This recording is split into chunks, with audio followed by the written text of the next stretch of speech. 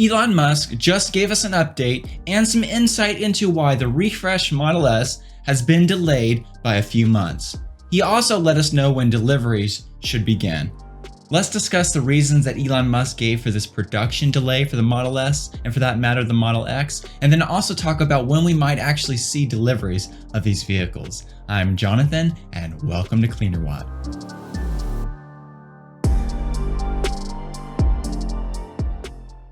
The first quarter of 2021 was quite an incredible quarter for Tesla, and they posted their 7th profitable quarter in a row, and they had record vehicle deliveries despite only delivering around 2,000 Model S's and Model X's. We do know, based on comments by Elon Musk in the Q1 2021 conference call, that demand for the new refreshed Model S and Model X is very strong. This should definitely reverse the trend that we're seeing for the Model S and X deliveries, as those peaked sometime in around 2017, and since 2017, the number of Model S and X deliveries has been steadily declining year over year. In just a minute, we'll talk about the production estimates that Elon Musk gave for the newly refreshed Model S and Model X, what they hope to produce near the end of this year. But before we do that, I want to dive into the reasons why this vehicle has been delayed. And Elon Musk gave us some very clear reasons for the delay. In late January, if you went to Tesla's website to order the brand new refreshed Model S, they estimated that deliveries would begin sometime in March.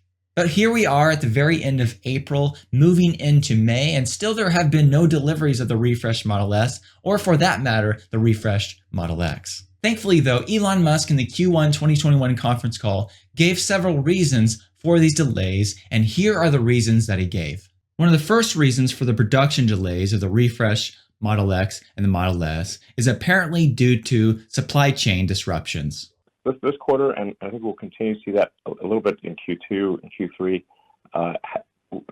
So Q1 had some of the most difficult supply chain challenges that we've ever experienced in the life of Tesla. Insane difficulties with supply chains, with parts over the whole range of parts. Obviously, people have heard about the chip shortage. This is a huge problem.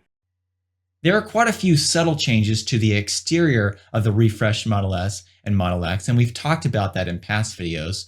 But I want to focus in on the interior changes of the Model S and Model X, because I believe that's where the delays are, because there's quite a few new parts for this brand new interior. Elon specifically highlighted the fact that there is a global chip shortage right now, and when you look at the interior of the new refreshed Model S and Model X with the PlayStation 5 level infotainment system and the new screen for the back seat, you can tell that Tesla used a lot of new technology in this vehicle, and the chip shortage is definitely affecting and causing delays for the production of this vehicle. Also, anytime I've seen a test mule Model S photographed out in the wild, it's had an unfinished interior. So this leads me to believe that the supply chain issues that Tesla is having are mainly around the interior of the vehicle, not only chip shortage as we mentioned a second ago, but around interior trim pieces and interior technology pieces, because that would explain why these test mules have unfinished interiors. Here's Elon Musk talking about the fact that when it comes to producing a vehicle, there are tons of parts and a huge complex supply chain that goes into that, and just one single part not coming in time can completely halt the production of a vehicle. And the thing about making a large, complex manufactured object is, let's say you have first order approximation 10,000 unique items. If even one of those items is slow, that sets your rate. Just one. Doesn't matter how, so trivial. We've had production stop because of carpet in the trunk. We had production stop because of a USB cable. At one point for the Model S, we literally raided every electronics store in the Bay Area. For a few days there, nobody could buy a USB cable in the Bay Area because we went and bought them all to put them in the car. Literally. And there's like hundreds of stories like that. So anyway, that's solving those constraints and a logistics problem that makes World War II look trivial. I'm not kidding. Like, the scale is insane.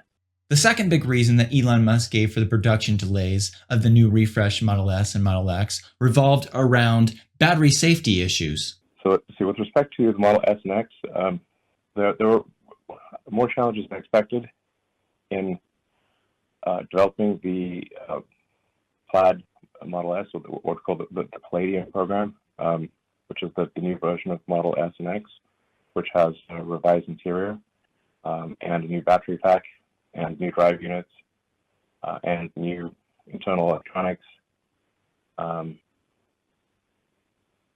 has, for example, a PlayStation 5 level infotainment system.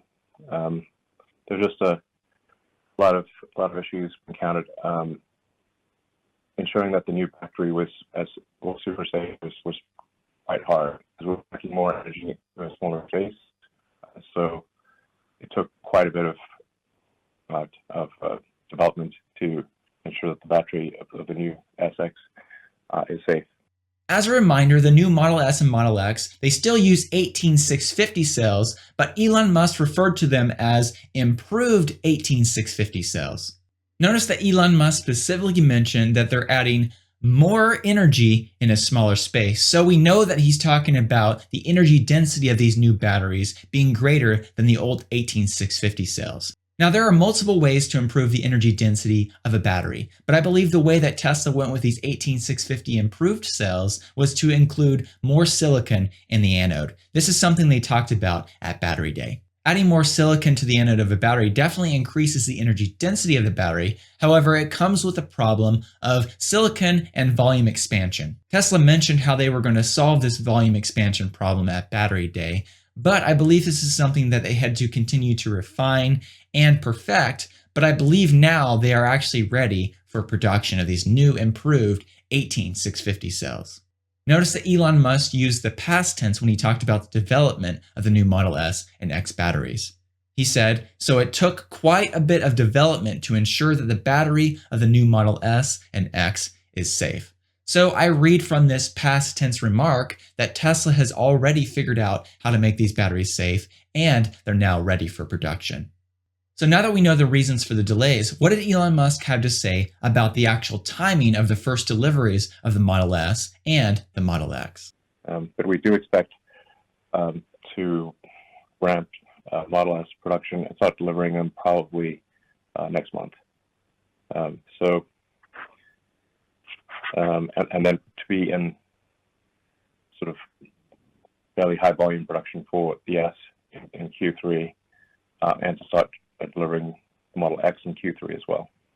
Elon Musk also gave us some production estimates, what Tesla is aiming to produce each week for the new refreshed Model S and Model X, and this really gives us a good window into the demand that Tesla is seeing for these vehicles. We're going to aim to produce over 2,000 SX per week. Perhaps, if we get lucky, upwards of 2,400 or 2,500. This again is contingent on global supply chain issues, which are just a lot of factors outside of our control here. But I do think these things will get sold, so it's just a matter of time, and then we'll be doing well over 2,000 SX per week. And it's a great car.